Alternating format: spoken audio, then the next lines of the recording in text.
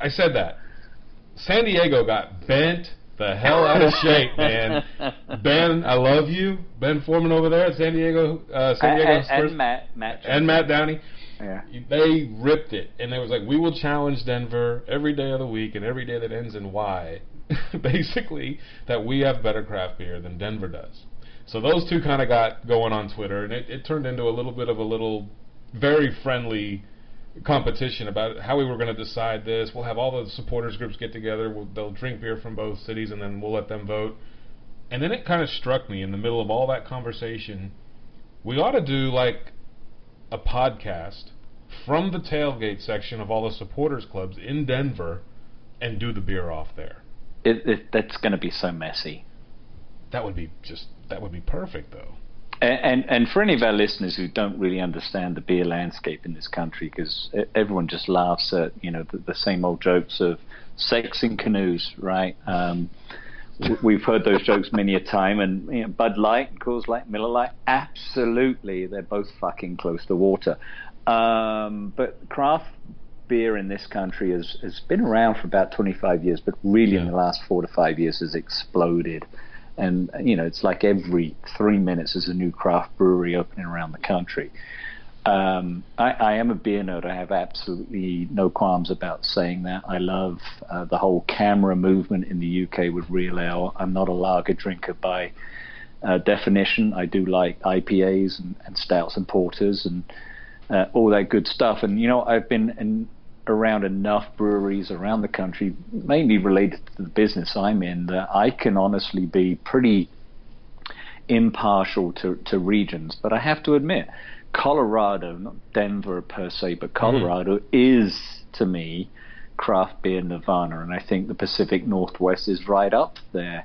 I'm not taking anything away from California. There are certainly a lot of good breweries there, but guys, you're out of your depth, and dude. Right. Those are fight words. Hang on. And I'm from Dallas. Wow. Which has enough craft beer there, and you know what? I'll bring the 4 beers in the 4 categories that they mentioned. I can't remember those categories right now, but I will bring 4 beers from the Dallas area to obviously fight our fight. Nice. But, I'm in.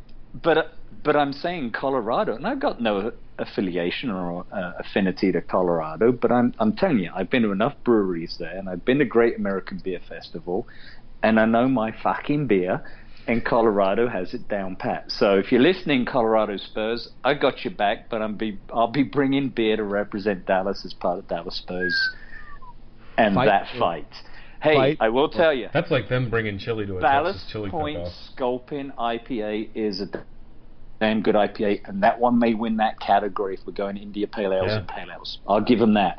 But you're not going to beat Left Hand's Milk Stout Nitro. You will not win that in the stout category. Anyway, we're right off track. We love our beer, and beer and football do go well together. Yes, they do.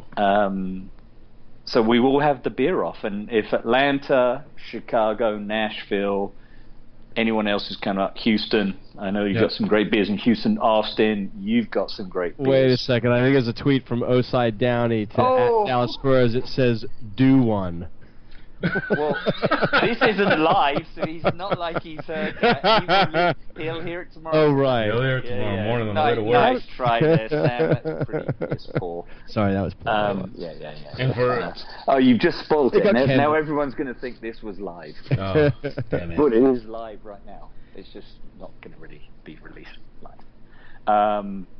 You missed a great concert on Friday night, mate. Kaiser Chiefs. I figured. For those of you in the UK, you know the Kaiser Chiefs are pretty big. And Leeds, right? They're from Leeds. They're from Leeds. They do pretty big O2, Wembley Arena, festivals. They were in the Olympics, I think, either the opening or the closing ceremonies. Was it packed?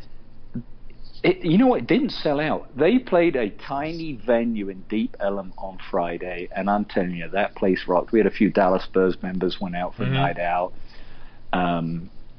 I indulged in a few adult beverages, probably one too many, but it was such a good gig. And with The Who playing the next night at American Airlines Center, they did their nod to The Who with their version of Pinball Wizard, which is cool. very, very good. But it was a great tight set.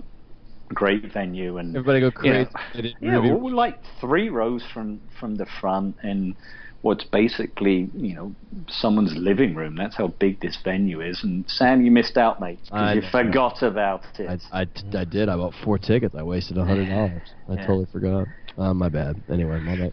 I would have went, but I was bleeding. I was oozing blood out of my leg. Yes, because you had a penis tattooed on your leg. I did. I have for those of you that have not seen the pictures and have not heard, I have a giant 12-inch black cock on my leg now. Yes. Tattooed. Very impressive, your black. And it is a beautiful cock. It is a giant. It's got a lot of feathers on it, though. Cock. And I love, you know what, and a little shout out for 80 PF. He mentioned, he's like, well, it's kind of eagle-like, but that was intentional on your part. I mean, it was. It's beautiful. My artist and I worked for about 6 months trying to figure out. I always wanted to do a realistic rendition of the cockerel on the ball. If you go Google Tottenham Hotspur tattoos, there's dozens and dozens and dozens of just pictures of it's the basic logo. I didn't want that. Everybody has that.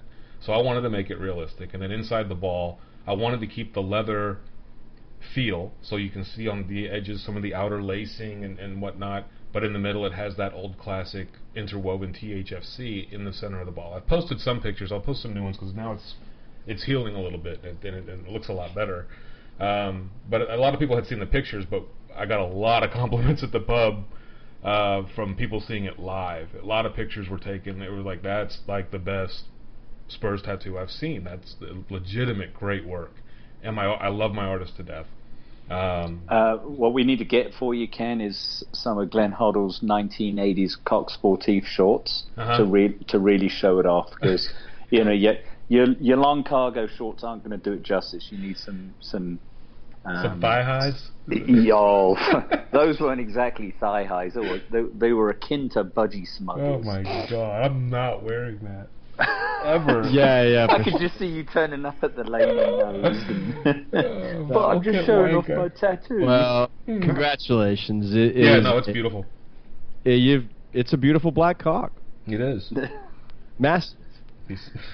I've been teasing all week. I'm thinking of Lock, Stock, and Two Smoking Barrels, where Harry the Hatchet has that big black dildo. Beat poor Smithy to death with a big black rubber device.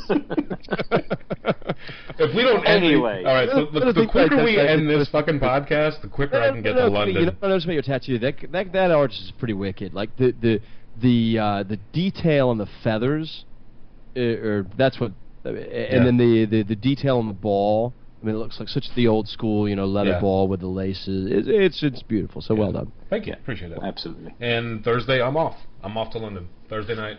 Wow. Which means I'll be there Friday. So all you guys over there that we leave. Chen, we leave following Wednesday, right? Yeah. We do. We're on opposing flights, but you land, you go to work. I land, I go drinking.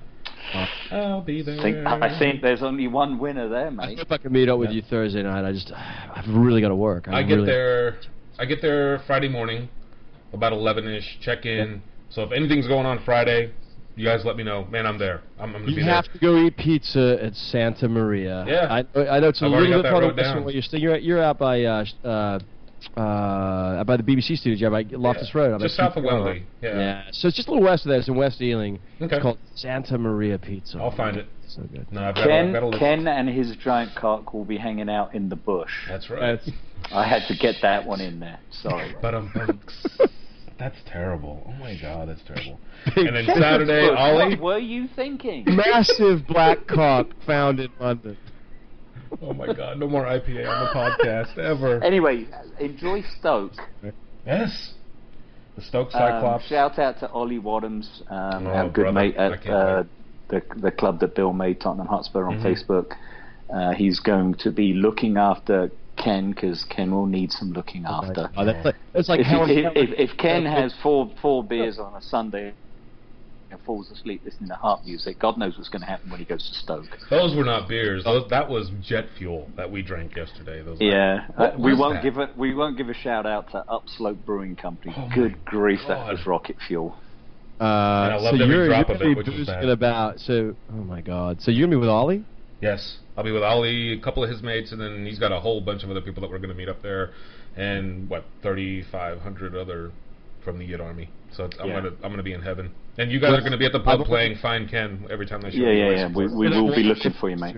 In my time, and I know Simon's done a bunch of them, but it's a different feel. It's really cool. That's why I wanted to do both. In my mind, it's the best of the best Spurs fans. You know, some of the grumbling and the attitude that you see at home fans, is sort of cynicism. You don't see it as much. Guys have, I don't know, a sense of brevity to them. Simon, I mean, they just seem like a little bit more positive, a little bit more, you know. Well, I think if you go to the away game, the expectation is never going to be as high as it will be at home.